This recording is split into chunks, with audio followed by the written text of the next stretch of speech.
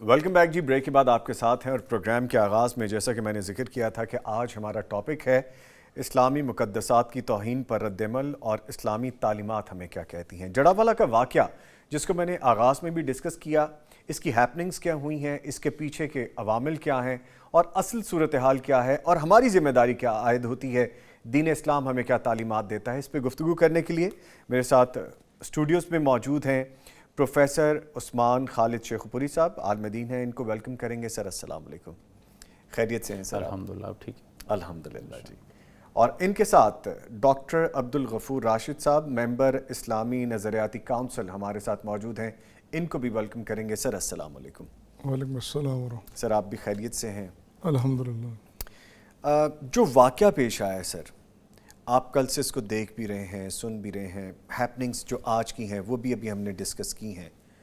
تو سب سے پہلے تو یہ بتائیے کہ ایسے معاملات رونما کیوں ہوتے ہیں کہ قرآن کریم کی یا ہماری اسلامی تعلیمات کے حوالے سے مسلم ہماری جو سوسائٹی ہے اس کو ٹارگٹ کرنا ایک منورٹی کی طرف سے، یہ اسکول آف تھاٹ کیا ہے، یہ کیوں کیا جاتا ہے؟ بسم اللہ الرحمن الرحیم.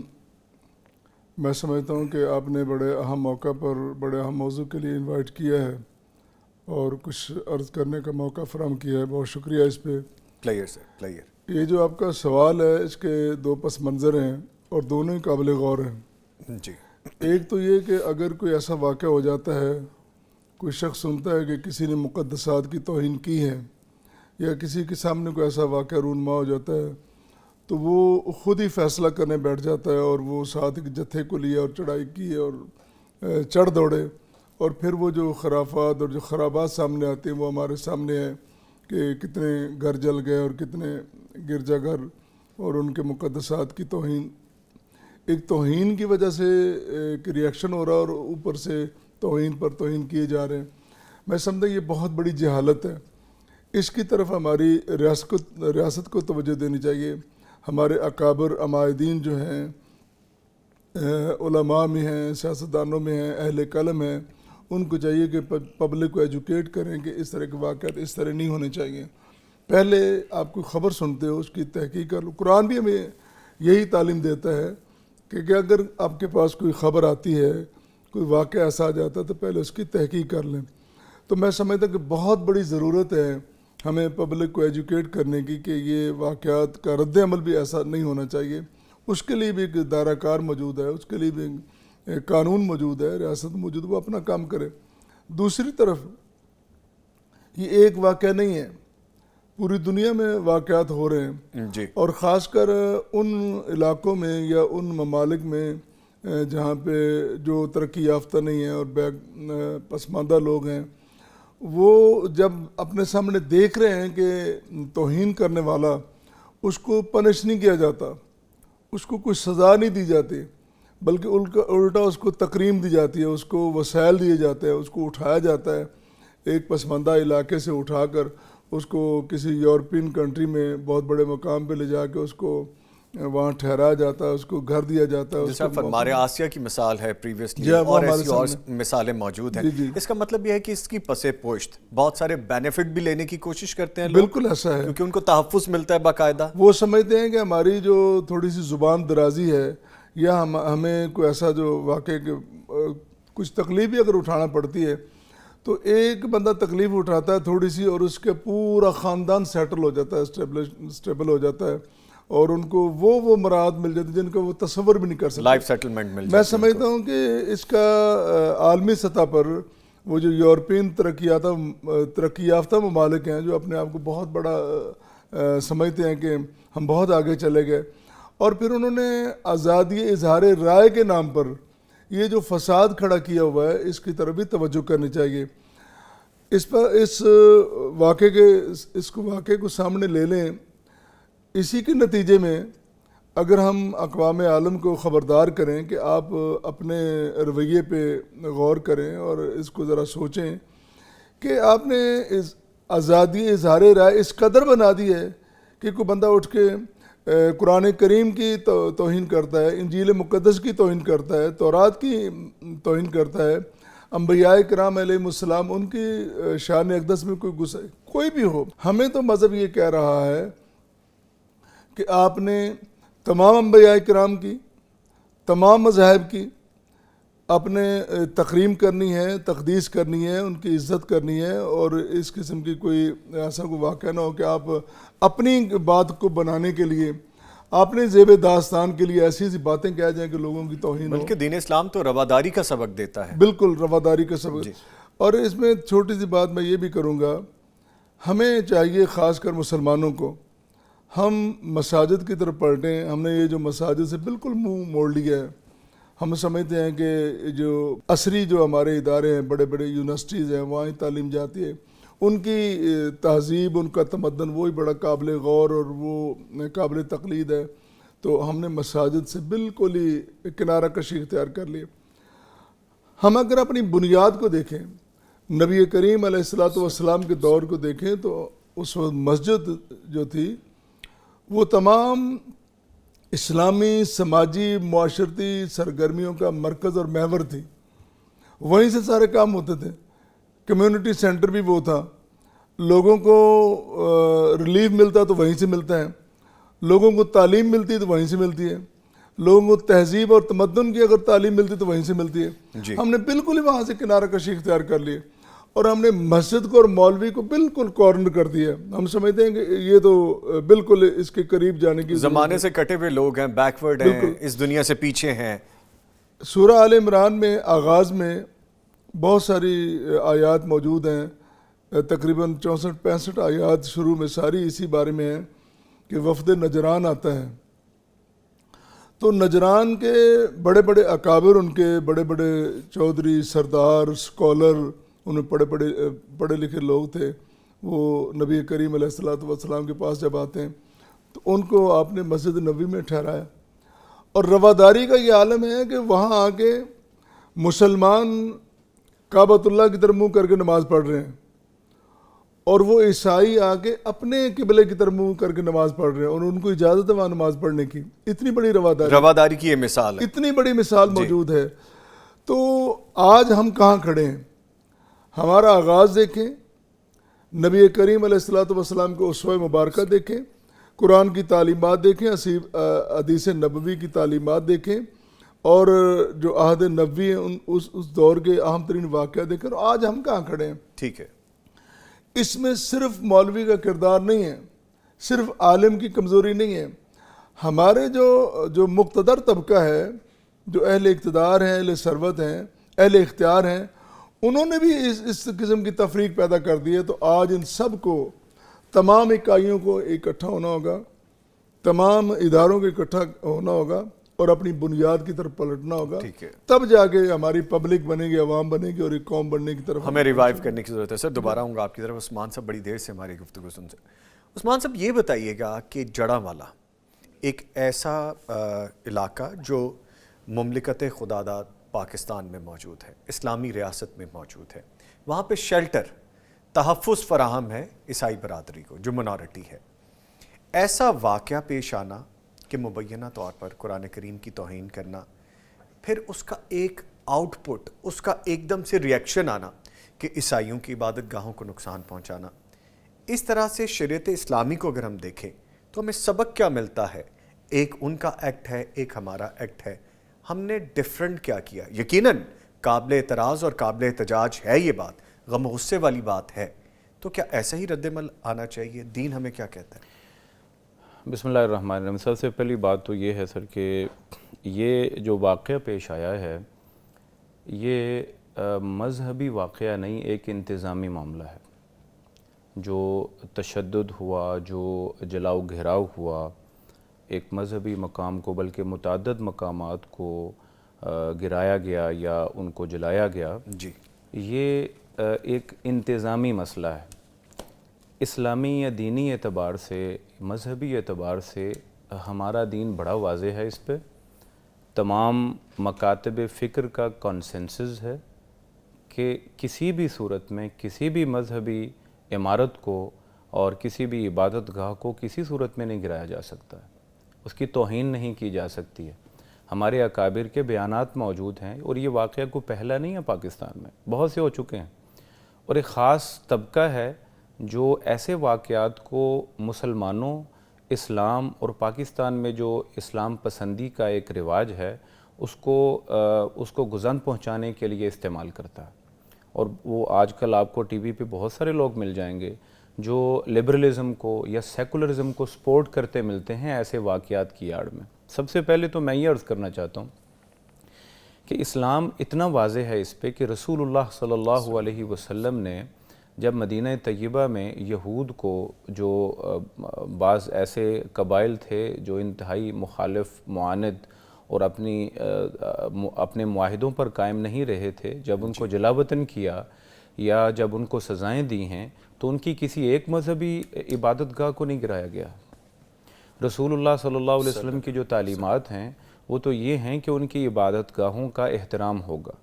پھر سیدنا ابو بکر صدیق رضی اللہ تعالیٰ عنہ کے دور میں یہ بات اور بھی کھل جاتی ہے جب حضرت خالد ابن ولید رضی اللہ تعالیٰ عنہ وہ شام سے عراق کی طرف جا رہے تھے تو آنات کے مقام پر انہیں لوگوں کے ساتھ معاہدہ کرنا تھا. عیسائی کمیونٹی اور دیگر مذاہب بھی تھے وہاں پہ. 3 شقوں پر مبنی معاہدہ تھا جو سیدنا ابو بکر رضی اللہ عنہ کی اجازت سے ہوا اور اس کو موطا امام مالک نے ذکر بھی کیا ہے. موطا امام مالک میں یہ واقعہ مرقوم بھی ہے. وہ 3 شقیں یہ تھیں سر. سب سے پہلی یہ کہ ان کے عبادت گاہوں کو کسی صورت بھی منہدم نہیں کیا جا سکتا. دوسری شق یہ تھی کہ یہ نماز کے علاوہ اوقات میں ناقوس بجا سکتا ہے. اور تیسری شق جو اسی طرح تھی وہ یہ کہ ان کی ہم نے پروٹیکشن کرنی ہے اور ان کو مکمل آزادی. عید کے جو عیسائیوں کی عید آئے گی اس موقع پر یہ سلیب کو بھی نکال سکتے ہیں. اتنی آزادی تھی اپنی ڈومین میں. اچھا. اور پھر سیدنا عمر رضی اللہ تعالیٰ عنہ کا واقعہ بڑا ہمارے لیے تو اسلام یہی ہے ما قال اللہ و ما قال الرسول. ہمارا دین اسلام تو اسے کہتے ہیں. اسلام وہ نہیں ہے جو مسلمان کہتا ہے. جی. اسلام وہ ہے جو اسلام کی بنیاد وحی کی بنیاد پر کہی گئی ہے. حضرت سیدنا عمر رضی اللہ تعالیٰ عنہ کا وہ واقعہ کہ جب وہ بیت المقدس میں معاہدہ کرنے گئے اہل ایلیا کے ساتھ ان کا جو معاہدہ طے پایا تھا اس کی شقیں ذرا پڑھیے کہ ہم گرجے کو ہم صلیب کو یہ لفظ لکھے ہیں. امام طبری رحمۃ اللہ علیہ نے اپنی تاریخ میں یہ لکھا ہے. انہوں نے کہا کہ وہاں پہ یہ طے کیا گیا کہ ان کی صلیب ان کا گرجا اور اسی طرح ان کے مقدسات بلکہ سیدنا عمر رضی اللہ تعالیٰ عنہ کے اس معاہدے میں یہ بھی لکھا ہے کہ صرف گرجا یعنی عبادت کی جگہ نہیں بلکہ اس کا جتنا احاطہ ہے اس کی جو باؤنڈری ہے وہ بھی مسلمان اس کی پروٹیکشن کرنے کے ذمہ دار ہیں.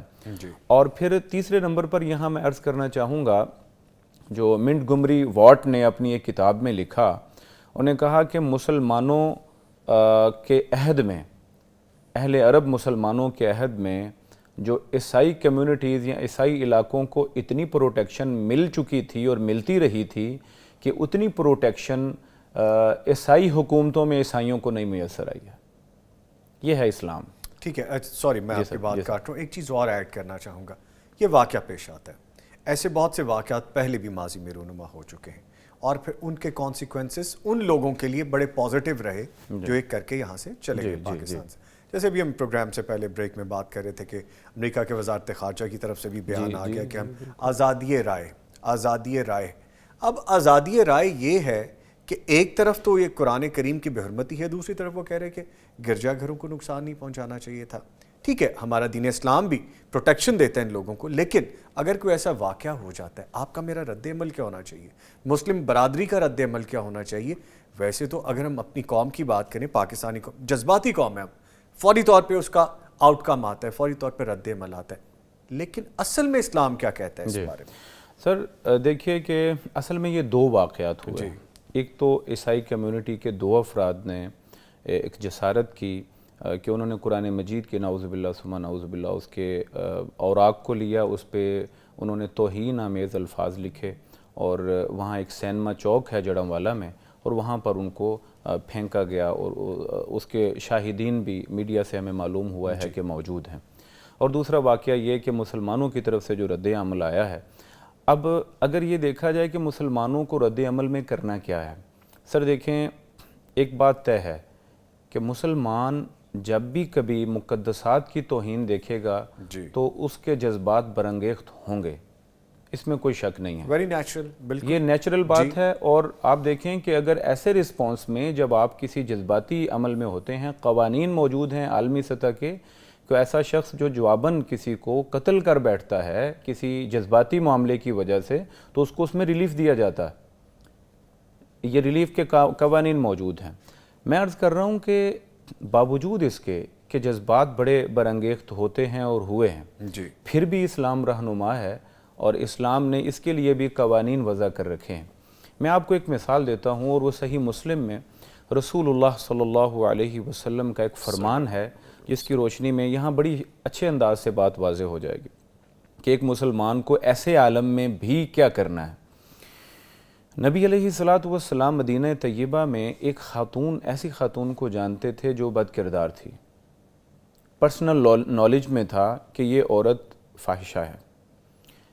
اب نبی علیہ، یہ صحیح مسلم کی روایت ہے کہ نبی علیہ السلام فرماتے ہیں صحابہ کے درمیان، لو رجمت احدا بغیر بینۃ لرجمت هذه، اگر میں، یعنی نبی علیہ السلام کی اس وقت 3 اہم حیثیتیں ہیں جی، دنیاوی اعتبار سے، اگر تقسیم کر کے دیکھیں، وہ قاضی القضات چیف جسٹس بھی ہیں، وہ اس وقت سپریم کمانڈر بھی ہیں، یعنی وہ چیف آف آرمی سٹاف بھی ہیں، اور اس وقت پورے ملک کے سربراہ بھی ہیں، اپنی ریاست کے سربراہ بھی ہیں۔ تینوں بڑی حیثیتوں میں بھی نبی علیہ السلام کہتے ہیں کہ اللہ کا قانون شہادت یہ ہے کہ جب کوئی برائی ہو تو 4 گواہ لائے جاتے ہیں، 4 گواہ لائے جاتے ہیں۔ میرے پرسنل نالج میں ہے کہ یہ عورت ایک بری عورت ہے اور اسے سنسار کر دینا چاہیے، لیکن چونکہ میرے پاس 4 گواہ نہیں ہیں تو میں محمد صلی اللہ علیہ وسلم بھی اللہ کے قانون کو اپنے ہاتھ میں نہیں لے سکتا ہوں، میں بھی پابند ہوں اس پر۔ میں اس کے الفاظ ہیں حدیث کے، لو رجمت احدا بغیر بینہ، اگر میں بغیر دلائل کے، بغیر ان گواہوں کے کسی کو رجم کر سکتا ہوتا، اس عورت کو میں ضرور کرتا، لیکن میں بھی پابند ہوں۔ اور اس ضمن میں دوسرا واقعہ بھی سنیے گا، اور اینڈ پہ میں اس پہ بات کرنا چاہوں گا۔ حضرت علی رضی اللہ تعالیٰ عنہ کا مشہور واقعہ، جب زرہ گم ہو گئی، یہودی سے ملی، کیس چلا گیا عدالت میں، اب خود سربراہ ہیں مملکت کے، عدالت میں کیس جانا بذات خود قانون کی پاسداری اور پابندی ہے۔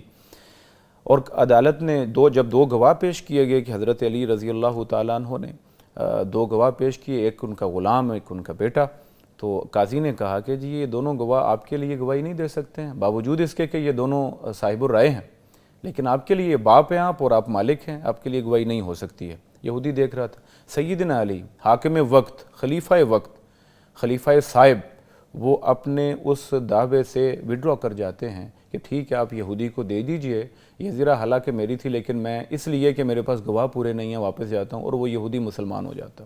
قانون کی پاسداری یہ ہے کہ آپ حق پر تھے، ذاتی علم ہے آپ کو کہ یہ میری زرہ ہے، آپ اس کے مالک بھی ہیں، یعنی آپ کا وہ مال ہے، اور آپ کے علم میں بھی ہے، آپ کے نالج میں بھی ہے کہ وہ میرا ہی ہے۔ دونوں باتوں کو وڈرا کر جاتے ہیں اس وجہ سے کہ قانون تگڑا ہے، میرا علم اور میرا مال چھوٹا ہے۔ لا کی امپلیمنٹیشن تھرڈ چیز سر ساری چھوٹی سی، وہ یہ کہ مسلمانوں کو نمازوں میں کیا سکھایا گیا ہے؟ ایک امام ایک اشارہ کرتا ہے، سب جھک جاتے ہیں، ایک آوازہ لگاتا ہے، سب بیٹھ جاتے ہیں، سجدے میں رکھ دیتے ہیں، وہ کہتا ہے دائیں منہ پھیر دو، السلام علیکم، دائیں منہ پھر جاتا ہے، وہ کھڑا کرتا ہے، کھڑے ہیں، بٹھاتا ہے، بیٹھ جاتے ہیں۔ رمضان کے روزے نے ہمیں کیا سکھایا تھا؟ حلال چیزیں پورا دن ہم کھا نہیں سکتے ہیں، کوئی نہ بھی دیکھ رہا ہو، تنہائی میں بھی کوئی مسلمان اس کو منہ نہیں لگاتا ہے، یہ قانون کی پاسداری نہیں ہے تو کیا ہے؟ اور پھر حج کے موقع پہ آپ دیکھیے، یعنی اسلام کی اتنی بنیاد، ڈیلی بیسس پہ یہ تعلیمات دی گئیں۔ حج عمرے پہ ایک شخص صاحب جو احرام میں ہوتا ہے، اس پر ایسی پابندیاں ہیں، بال نہیں نوچنا ہے، بال نہیں اتارنا اپنا، اور کچھ چیزوں پہ پابندی لگائی گئی ہے، ہر شخص پابند رہتا ہے۔ تو اسلامی تعلیمات ہوں، ہمارے رسول اللہ صلی اللہ علیہ وسلم کا عمل ہو، خلفائے راشدین کا عمل ہو، ایک بات سکھائی گئی ہے کہ جو مسلمان ہوتا ہے نا، وہ قانون کو کبھی ہاتھ میں نہیں لیتا۔ اس لیے میں تو یہ جواب دوں گا ان 4 5 10 12 دلائل کے بعد، میں تو یہ جواب دوں گا کہ اگر خدا نخواستہ خاکم بدہن ایک سے زیادہ مرتبہ بھی، اللہ نہ کرے کبھی ایسے ہو کہ قرآن کے ساتھ ایسا کیا جائے، اللہ نہ کرے ایسی توہین ہو، لیکن اگر ایک سے زیادہ مرتبہ بھی ہوتی ہے تو کسی گرجے کی ایک اینٹ توڑنے کی بھی ہمیں اجازت نہیں ہو سکتی۔ ٹھیک ہے، ویری ویل سیڈ، ٹھیک ہے، آپ نے کنوے کیا۔ اور اس وقت ہمیں جوائن کر چکے ہیں حسام قاضی صاحب، bureau chief public news Faisal آباد سے ہیں۔ इनको वेलकम करेंगे और इनका शुक्रिया भी अदा करूंगा, उन्हें वक्त निकाला क्योंकि ऑन लोकेशन भी मौजूद हैं। कल से गाहे बगाहे जो भी लेटेस्ट हैपनिंग्स हैं उनके बारे में आवाम को आगाह भी करें। अस्सलाम वालेकुम काई साहब। वालेकुम सलाम। सर खैरियत से हैं आप? जी जी, शुक्र अल्लाह का। अच्छा काई साहब, सबसे पहली बात तो ये है कि जो हुआ है नहायत गलत हुआ है, होना नहीं चाहिए था। और अगर कम्युनिटी जो हमारे मुस्लिम मुआशरे में रह रही है, जिनको शेल्टर दिया गया है और जिनको तहफ़्फ़ुज़ फराहम किया गया है, हुकूमत पाकिस्तान ख़ास तौर पर इन लोगों पे, अपनी इन मिनॉरिटीज़ पे बहुत ज़्यादा फोकस भी रखती है। वही हुकूक मिलते हैं जो मुसलमानों को, जो बाकी पाकिस्तानी अवाम को हासिल हैं। लेकिन कल का वाक़या बड़ा तकलीफ देह है। हम इसकी मजम्मत भी करते हैं, ये नहीं होना चाहिए, एहतजाज भी करते हैं, हमारा हक है। लेकिन उसके बाद जो आफ्टर इफेक्ट्स आए वो भी नहीं होना चाहिए था, वो भी ठीक नहीं था। आप चूंकि वहां पे ऑन लोकेशन हैं, आप देख भी रहे हैं, कल की हैपनिंग क्या थी, असल मामला क्या हुआ, वो बताइए, फिर आगे बढ़ते हैं। जी बिल्कुल, जो कि हमारे सिक्योरिटी अदारे हैं, जो कल की वहाँ के लोकल रहायशी हैं, कल उनसे भी बातचीत हुई, वहाँ पुलिस से भी बातचीत हुई, पुलिस के अफसरान से भी हमारी बातचीत होती रही। उनके मुताबिक कि रात के वक्त ये कुरान पाक के कुछ औराक हैं जिनकी ये ऊपर कुछ तौहीन आमेज कलमात और लाइनें वगैरह लगा के क्रिश्चियन कॉलोनी की एक गली में फेंके गए ये जी। और ये पुलिस कहती है जब सुबह वो हुआ है, एक शख्स की जानिब से देखा गया है इसको और एक मुस्लिम की जानिब से उसने ये बात रिपोर्ट की मस्जिद के अंदर कि ये सब कुछ वहाँ पे है। तो उसके बाद कुछ लोग जमा हुए और लोग जमा होने के बाद उन्होंने पुलिस को कॉल की है। पुलिस को कॉल कर दी और साथ ही जो है एक शख्स की जानिब से मस्जिद में ऐलान कर दिया गया कि यहाँ पे कुरान पाक की तौहीन कर दी गई है ईसाई बरादरी की जानिब से, तो आप फौरी जो है यहाँ पे सलमा चौक में जमा हो जाए, छोड़ रहे घरों से निकल आए। और इसी असना के अंदर पुलिस भी वहां पे पहुंची है, लेकिन पुलिस का एक जूनियर अफसर पहुंचता है और वो लोगों से पूछता है क्या हुआ, उसको वाकया रिपोर्ट किया जाता है। तो उसके वो आगे से इनको कहता है जो यहाँ पे लोग जमा थे कि आप एक एप्लीकेशन दें, हम मुकदमा दर्ज करते हैं, आप थाने आ गए हमारे साथ जी। और तब तक जिस शख्स का नाम ले रहे थे ये लोग, ये इसने किया है आमिर नामी शख्स ने, वो वहां से फरार हो चुके। पुलिस ने कहा कि वो भाग गए, हम उनको पकड़ लेंगे। सॉरी टू कट यू काजी साहब, दो लोग थे गालिबन और दोनों भाई थे, एक रॉकी था और एक जो शख्स आप कह रहे हैं, और ये लोग पहले भी ऐसी कार्रवाइयों में मुलविस रहे हैं। ये इनकी कुछ शोहरत अच्छी नहीं है, प्रॉपर्टी का बैकग्राउंड है, फिर इनके कुछ पुराने मुकदमात भी हैं, तो ऐसे ही लोग हैं ये ऑलरेडी। बिल्कुल दोनों भाई हैं, लेकिन मरकजी इसमें आमिर का नाम ले रहे थे और वो उसको कहा जा रहा था कि इसने सब कुछ ये किया है। तो उसके बाद ये लोग वहां से गायब हुए। तो पुलिस की जानिब से ये जो अमल किया गया कि आप थाने आके एप्लीकेशन दे, मेरे जो ख्याल में जो हमारी ये जर्नलिज्म भी कहती है कि ये डिले हो गया यहाँ पे थोड़ा सा जी।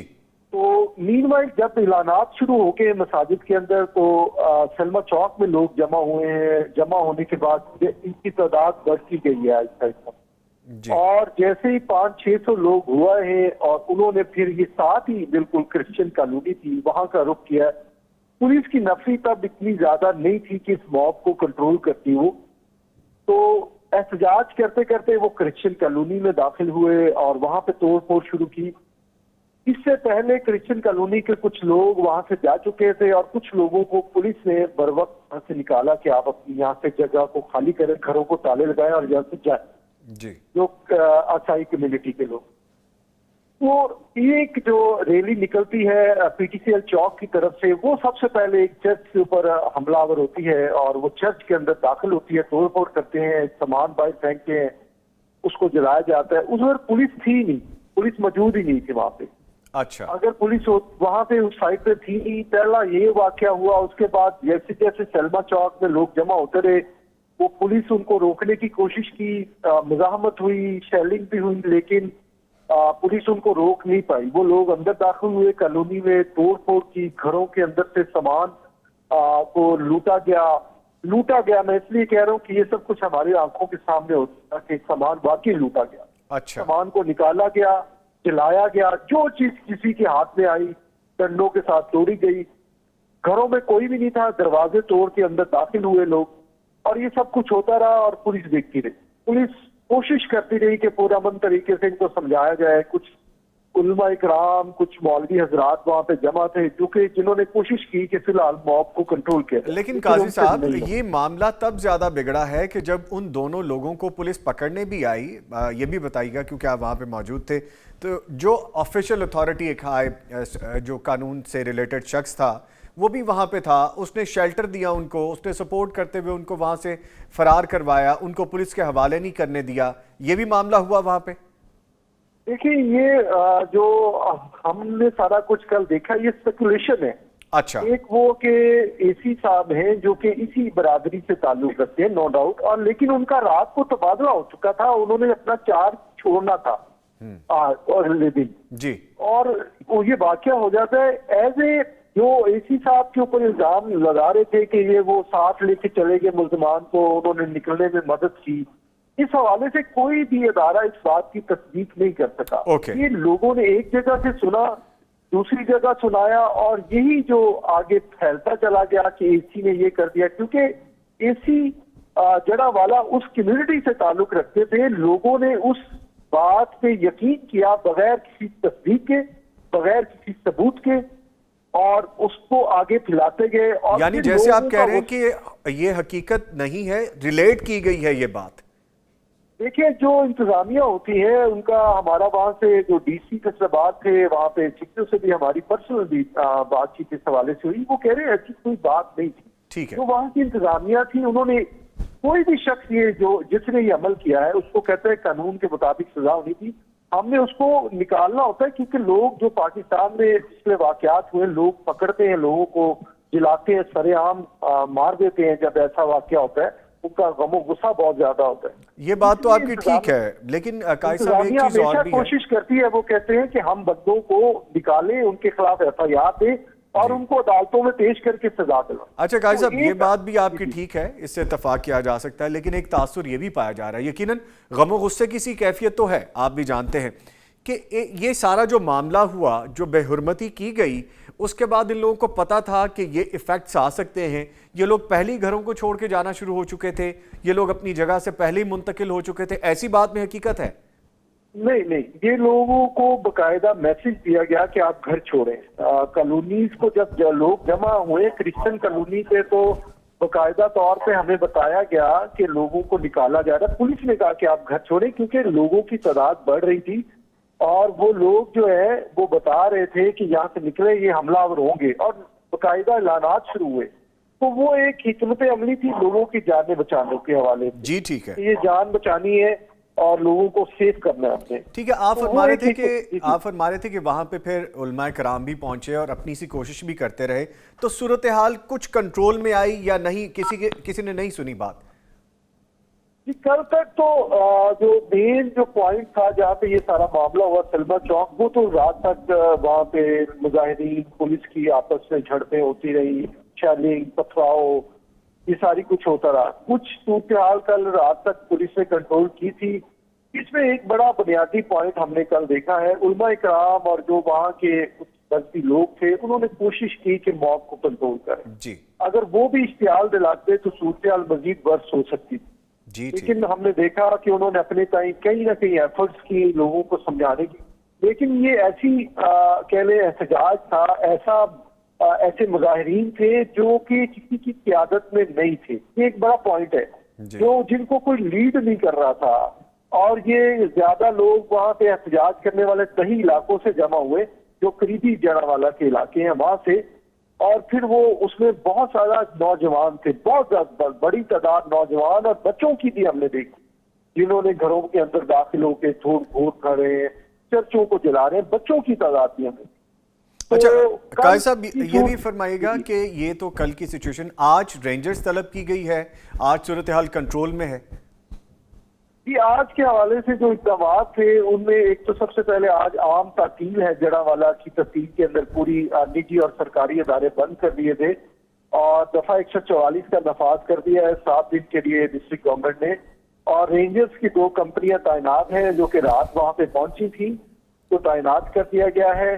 اور وہاں پہ پولیس کی نفری بہت بڑی تعداد میں وہاں پہ کی گئی ہے. ایک اور اہم پوائنٹ ہے، ڈیولپمنٹ ہے اس کے اندر، جی جنہوں نے کل توڑ پھوڑ کی ہے ان کے حوالے سے 2 مقدمات دہشت گردی کی دفعات کے تحت درج کر لیے گئے ہیں، اور پولیس کے مطابق تقریباً 54 افراد کو گرفتار کیا گیا ہے.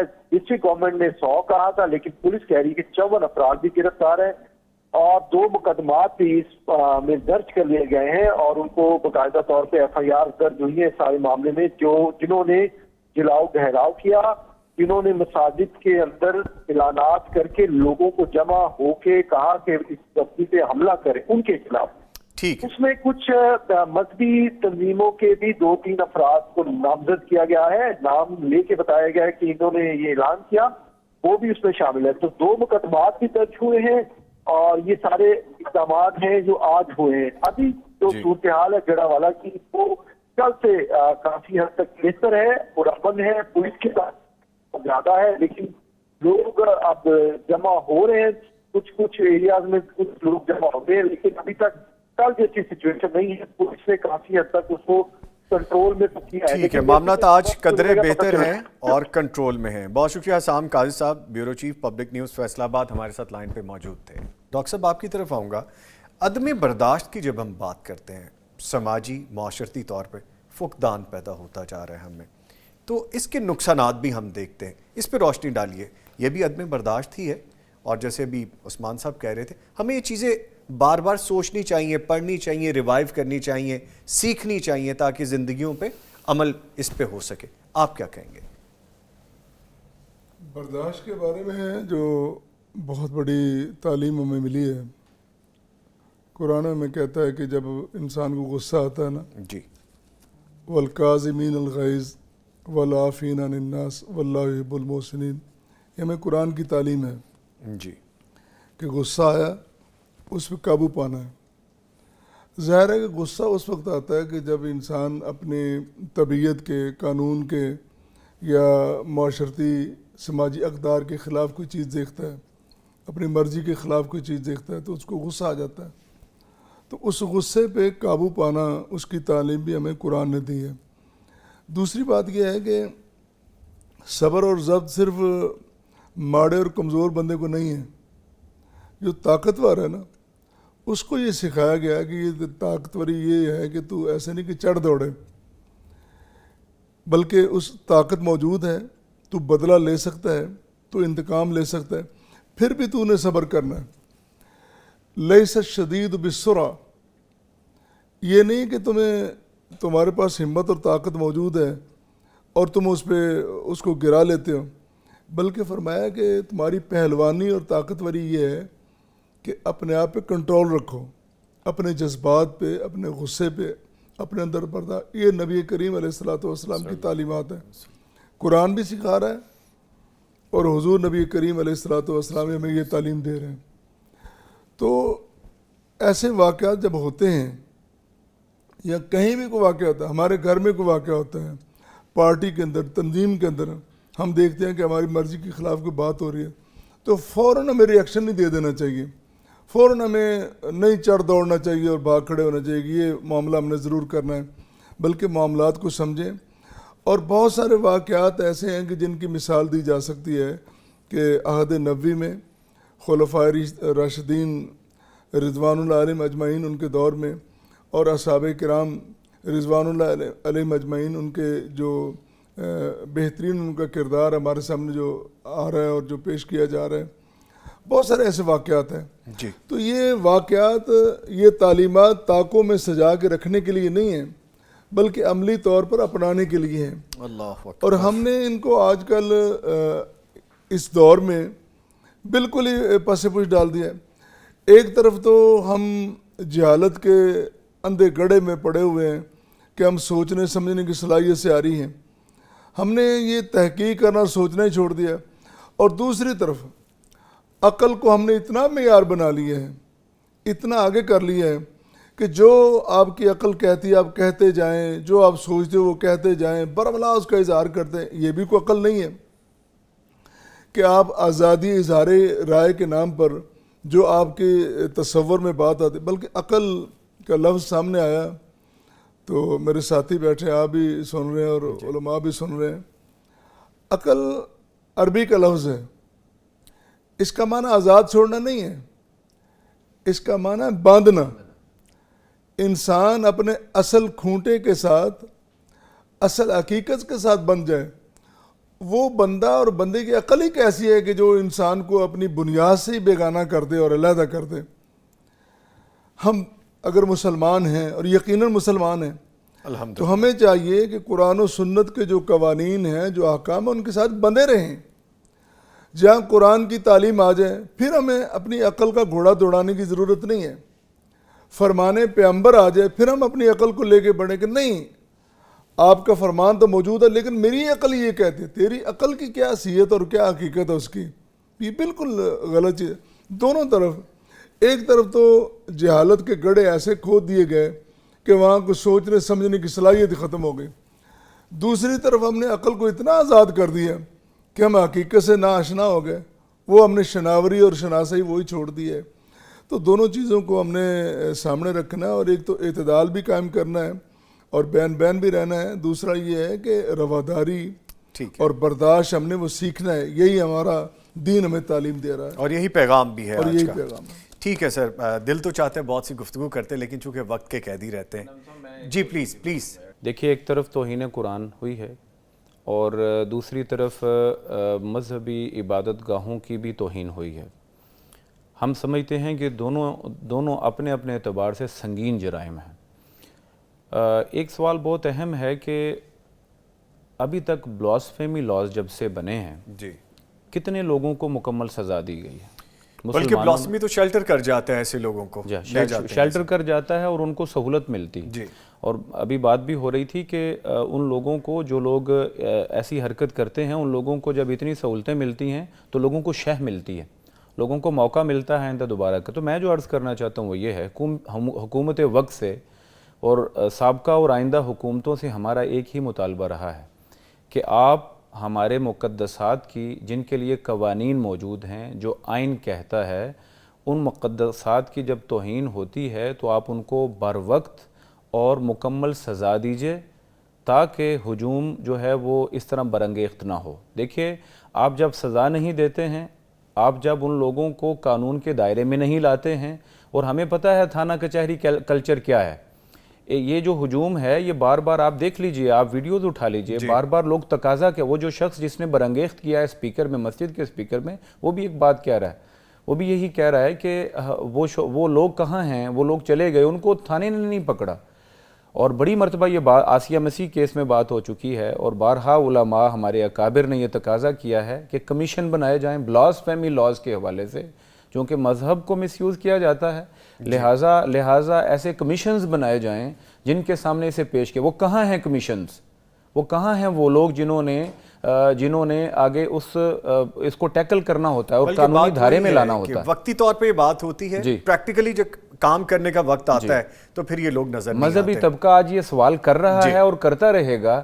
ایسا نہیں ہے کہ گرجا گھروں کی جو توہین ہوئی ہے اس کی یاڑ میں اب قرآن کی توہین جیسے معاملے کو ہم فراموش کر دیں گے. ہم سمجھتے ہیں کہ اس کا بار جو ہے وہ حکومتوں کے سر ہے، آپ کے نظام کے سر ہے، آپ کے تھانے، آپ کی کچہری کے سر ہے، سسٹم کے سر ہے، آپ کے سسٹم کے سر ہے. آپ دیکھیے اس کو، ہم تو سب ایک ہی جگہ پر جمع ہیں اور کہتے ہیں کہ ایسی توہین کوئی شخص نہیں کر سکتا کسی عبادت اور ہماری خواہش بھی نہیں ہے کہ کسی کی عبادت گاہ کو نقصان پہنچائیں. ہم چاہتے ہی نہیں، لیکن آپ اپنی طرف سے دیکھیں کہ آپ نے کیا کیا ہے. ٹھیک ہے، پیرالل ہونی چاہیے، بیلنس، دو چیزیں دیکھنی چاہیے. ٹھیک ہے، بہت شکریہ جی. میں اس کے ساتھ ہی تھینک یو ادا کروں گا، شکریہ ادا کروں گا اپنے دونوں معزز مہمانوں کا. پروفیسر عثمان خالد شیخوپوری صاحب، سر آپ تشریف لائے، آپ کے آنے کا بہت شکریہ.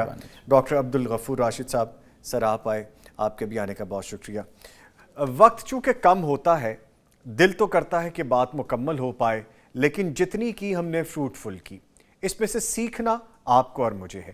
ایسے لاز جو موجود ہیں، اگر ان کی امپلیمنٹیشن نہیں ہوگی تو ایسے واقعات رونما ہوتے رہیں گے، اور پھر غم و غصے میں وہ چیزیں ہوں گی کہ قانون ہاتھ میں آئے گا اور نقصانات ہوں گے. نقصانات صرف جانی مالی نہیں، ہماری قومی امیج کے حوالے سے، ہمارے پاکستان کی سالمیت کے حوالے سے، مسلمان برادری کے حوالے سے، ہم دنیا بھر میں جگہ سائی کا سبب بنیں گے. इस पर सोचना होगा आपको और मुझे, और अपना अपना किरदार अदा करना होगा। मिलते हैं एक छोटे से ब्रेक के बाद, हमारे साथ रहिएगा।